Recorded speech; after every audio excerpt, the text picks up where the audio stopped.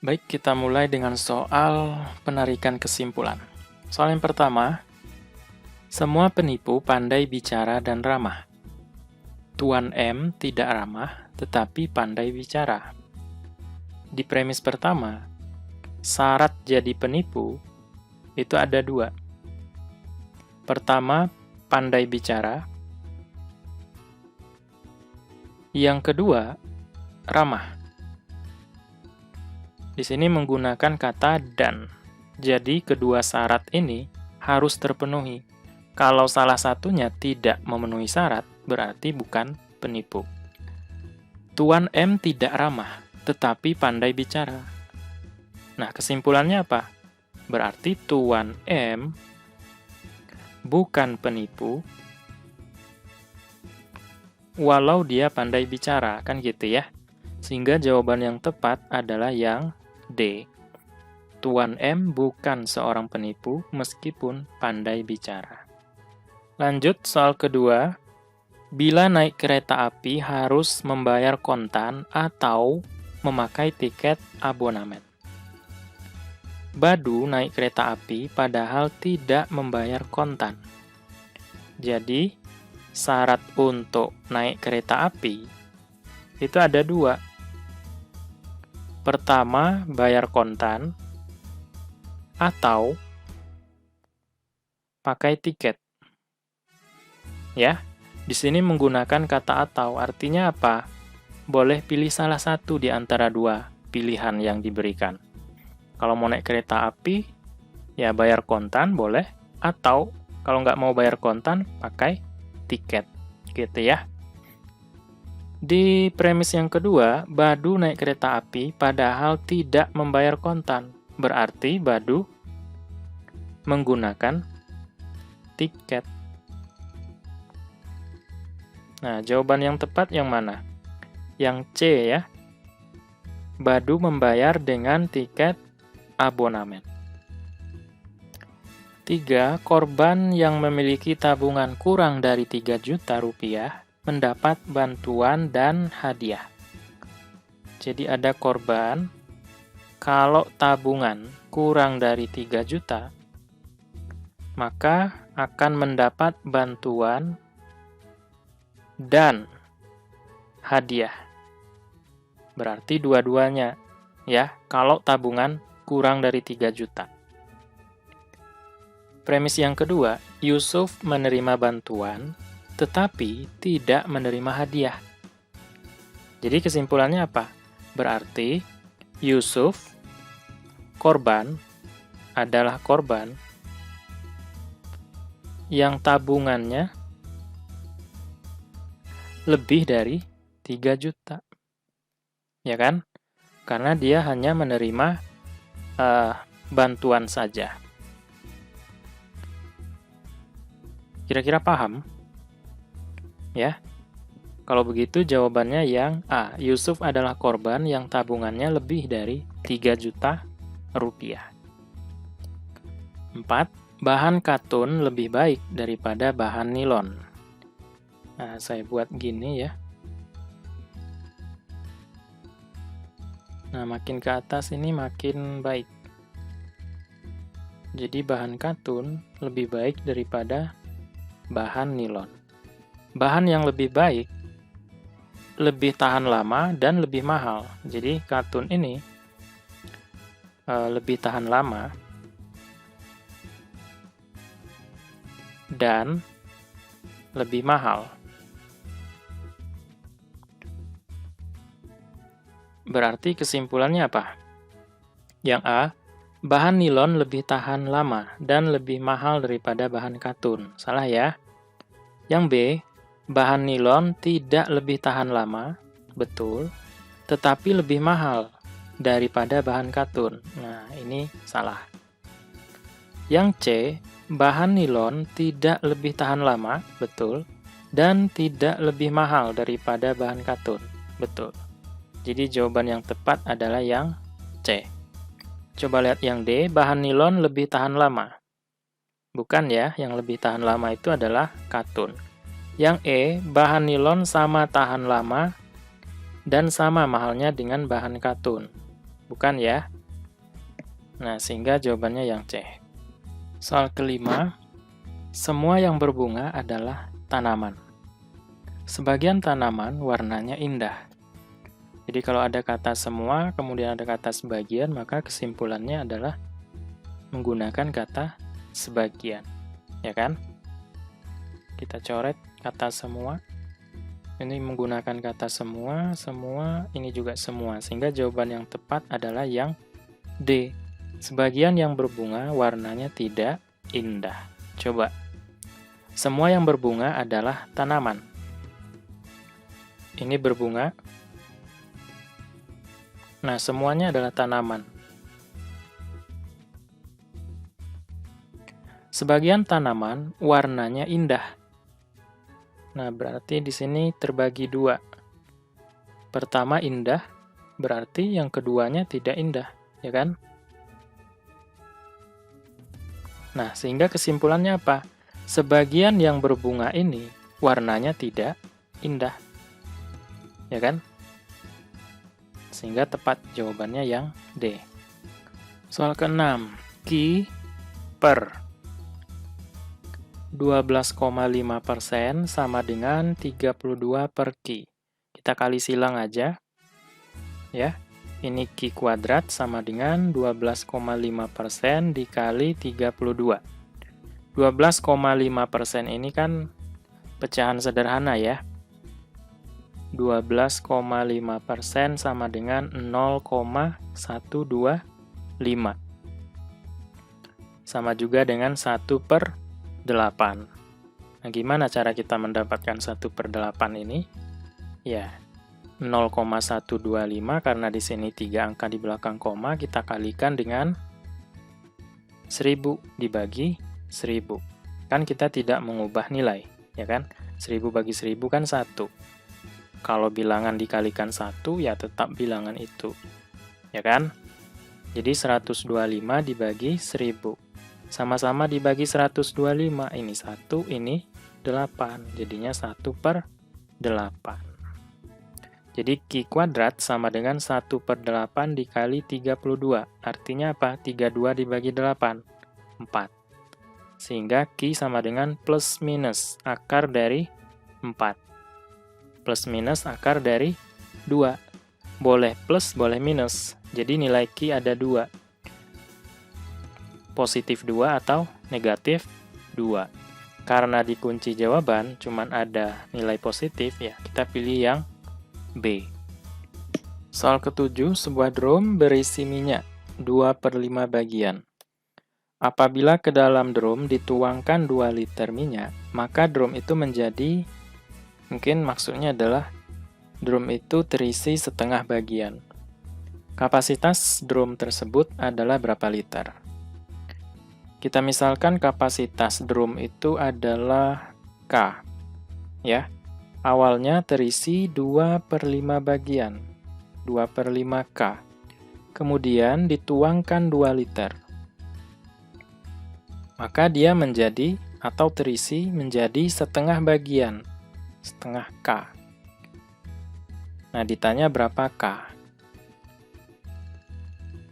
Nah, ini kita pindah ruas aja ke ruas kanan. Jadi 2 sama dengan 2 liter ya, setengah K dikurang. Karena di sini kan positif, pindah ruas ke ruas kanan, jadinya negatif.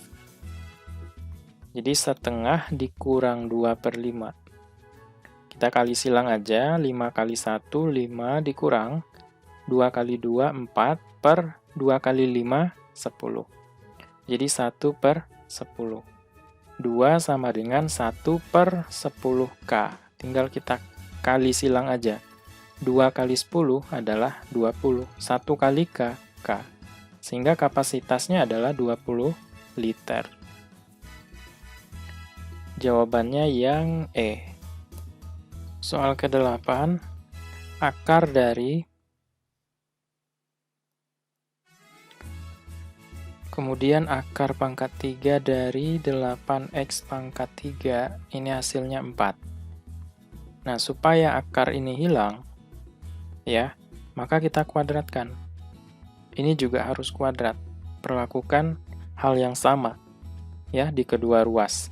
Nah, kalau ini dikuadratkan, maka akar yang paling di luar ini hilang. Jadi yang tertinggal adalah akar pangkat 3 dari 8x pangkat 3.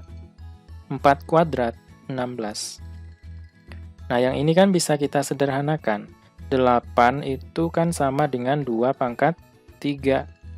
Kalau 8x pangkat 3 berarti 2 pangkat 3 dikali x pangkat 3. Atau 2x pangkat 3. Nah, ini boleh kita tulis kayak gini, ya.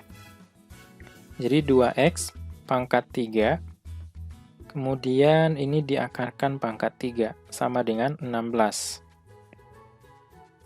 Ya, kalau ini diakarkan pangkat 3 misalnya, 2 pangkat 3, akarnya pangkat 3, maka ini sama dengan 2.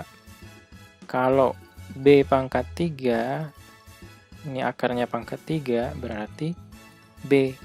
Nah, sehingga yang tersisa apa? 2x sama dengan 16. Sehingga nilai x sama dengan 16 bagi 2, yaitu 8.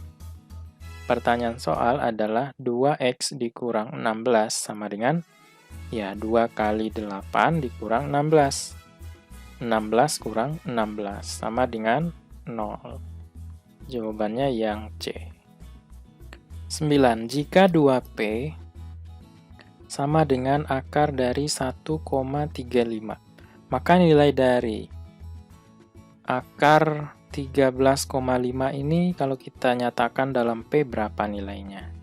Ya, ingat 13,5 ini boleh kita tulis kayak gini, 1,35. Kemudian kita kalikan 10 supaya ada hubungannya dengan yang ini. Ya kan? 1,35 dikali 10 kan hasilnya kayak gini, ya kan? Nah, ingat lagi kalau ada akar dari A dikali B, itu sama saja dengan akar A dikali akar B. Berarti ini akar dari 1,35 dikali akar 10. Akar 1,35 adalah 2P kali akar 10, berarti 2P akar 10. Jawabannya yang B. 10. Jika A per B pangkat X dikurang 1 sama dengan B per A pangkat X dikurang 3. Nah, ingat kalau ada bentuk per, ya, A per B. Nah, ini sama juga dengan B per A pangkat minus 1. Atau kalau diketahui B per A, kalau kita mau membalikkan ini, jadinya adalah A per B pangkat minus 1. Gitu. Nah, sehingga apa? A per B pangkat X dikurang 1, yang ini kita balik menjadi A per B. Tapi harus pangkat negatif. Ya kan? Kemudian X dikurang 3. Kalau ada bentuk A pangkat M, kemudian pangkat lagi dengan N, nah itu pangkatnya kita kali aja. Jadi A per B, ini tetap, sama dengan A per B. Ini kita kalikan, berarti kali 1 ya. Negatif X ditambah 3. Karena negatif kali negatif, hasilnya positif. Nah, di sini, ini sudah sama. A per B. Maka pangkatnya juga harus sama. Sehingga X dikurang 1 sama dengan min X tambah 3. Ya, kita kumpulkan X-nya ke sini, jadi X, ini kan negatif. Kalau kita pindah ruas ke kanan, jadi positif.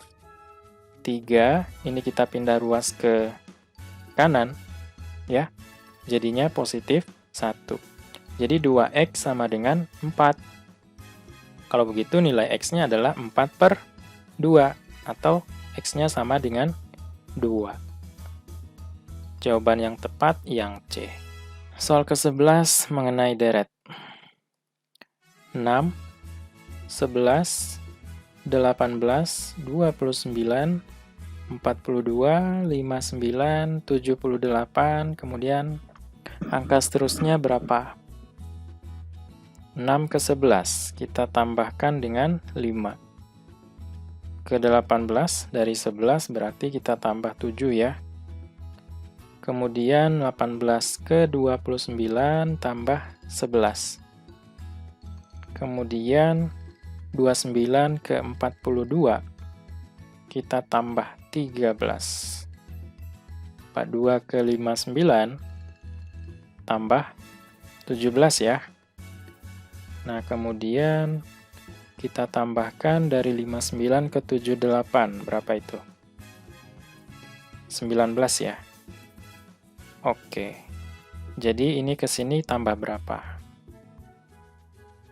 Coba kita lihat pola penambahannya dari 5 ke 7, ini kita tambah 2. 7 ke 11 tambah 4. Kemudian 11 ke 13 tambah 2. 13 ke 17 tambah 4. Kemudian ke sini kita tambah 2, maka ke sini juga harus kita tambahkan dengan 4 ya. Karena polanya sudah kelihatan, 2, 4, 2, 4, 2, 4. 19 tambah 4 adalah 23. Maka untuk mengisi titik-titik, itu adalah 78 ditambah 23. 11, simpan 1 jadi 10, jadi 101. Yang A ya. 12, 3, 5, 9, 17. 3, 5, 9, 17. Terusnya berapa? 3 ke 5 tambah 2 kan? 5 ke 9 tambah 4. 9 ke 17 tambah 8. 17 ke titik-titik tambah berapa? Coba lihat pola penambahannya. 2 ke 4 kita kali 2. 4 ke 8 juga kali 2. Maka penambahan di sini ya kita kali 2. Berapa? 16 kan? Jadi untuk mengisi titik-titik berarti 17 tambah 16. Ini 13, 1 berarti 33. Yang C.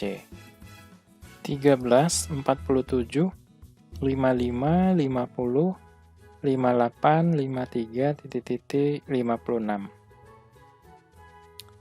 47 ke 55 tambah 8 ya. Kemudian 55 ke 50 kurang 5. Nah, ini tambah 8. Kemudian 58 ke 53 kurang 5. Nah, sudah kelihatan polanya. Berarti di sini kita tambah 8. Ya kan? Jadi 53 tambah 8. Berapa ini? 61 ya. Yang B. Coba kita tes kalau 61 kurang 5 jadinya 56. Ya, pas ya. Ya, yang B. Soal ke-14, suatu tim yang terdiri dari 11 orang dapat menyelesaikan sebuah pekerjaan dalam 12 hari. Bila 3 orang dari tim tersebut tidak dapat bekerja karena sakit, berapa persen penambahan hari untuk menyelesaikan pekerjaan tersebut? Jadi kalau ada 11 orang, pekerjaan itu akan selesai dalam waktu 12 hari. Nah, kalau ada 3 orang dari tim tersebut tidak dapat bekerja, berarti sekarang ada 8 orang. Nah, ini berapa hari yang diperlukan? Kita misalkan X. Ya, kita beri tanda panah arahnya ke atas. Kenapa? Ujung panah menunjukkan angka yang lebih besar dari pangkal panah. Nah, sekarang kalau kita analisis, ada 11 orang, itu dapat menyelesaikan pekerjaan dalam 12 hari. Kalau 8 orang, berarti akan lama selesainya, kan gitu. Semakin sedikit orang, maka semakin banyak waktu yang diperlukan. 11 orang saja butuh 12 hari. Kalau 8 orang, tentu lebih dari 12 hari, maka tanda panahnya ke bawah. Nanti X ini lebih besar dari 12. Nah, kalau tanda panahnya satu ke atas, satu ke bawah, atau sebaliknya, maka ini kita sebut dengan perbandingan berbalik nilai. Cara mengerjakannya cukup mudah, kita kali lurus. Nah, ini kita beri sama dengan. Jadi 8 dikali X. 8X sama dengan 11 kali 12. Ya, sehingga X sama dengan 11 dikali 12 dibagi 8. Ya, jadi sama-sama dibagi 4. Ini 3, ini 2. Jadi X sama dengan 33 per 2. Berapa ini? 16,5 ya. Hari. Jadi dengan 8 orang, itu butuh 16,5 hari. Nah, besar penambahannya ini berapa? Dari 12 hari menjadi 16,5 hari. Penambahan hari. Berarti 16,5 kita kurang dengan 12 atau 4,5 hari. Nah, ini berapa persen? Ya, jadi ya kita buat aja persentase penambahan hari. Itu adalah 4,5 hari dibagi dengan awalnya kan 12 dikali 100%. Ini sama dengan 4,5 dikali 100% adalah 450% dibagi 12. Coba kita kecilin angkanya, sama-sama dibagi berapa ini? Bagi 3 ya. 450 bagi 3 adalah 150 ya. Dibagi, ini kalau bagi 3, 4. Nah, gitu. Maka akan kita dapatkan 37,5%. Sehingga jawaban yang tepat yang C. Atau kita bisa juga coba-coba ya. Ini kan pembaginya 4 ya kan. Kalau kita ambil yang A, 12,5% dikali 4 berapa? 100% ya. 50% ya. Nah, berarti itu salah karena di sini 150%. Kalau yang B, 25% dikali 4 itu adalah 100%, salah juga, ya kan? Kalau yang D, 50% dikali 4, 200%, malah lebih. Apalagi yang E, ya kan? 62,5% dikali 4 pasti lebih dari 150, sehingga jawaban yang tepat adalah yang C. 15, oh ini ada 2 soal ya. 7 bagi 3, ini 7 bagi 3 berarti 7/3. Kemudian dibagi 0,5, ya bagi setengah aja. Kemudian dibagi lagi 28/4. Nah, ini langsung aja kita bagi, 28 bagi 4 itu adalah 7, ya kan? Nah, kalau pembagian yang kayak gini boleh kita rubah menjadi perkalian. Kita kali, nah tapi ini kita balik ya, 2/1. Nah, 7 itu kan sama dengan 7/1. Kita jadikan ke perkalian berarti 1/7. Coret, coret, ya kan? Sehingga yang tersisa apa? 2/3. 2/3 ini adalah pecahan sederhana. Nilainya adalah 0,666 dan seterusnya. Atau kita bulatkan menjadi 0,67. Yang B.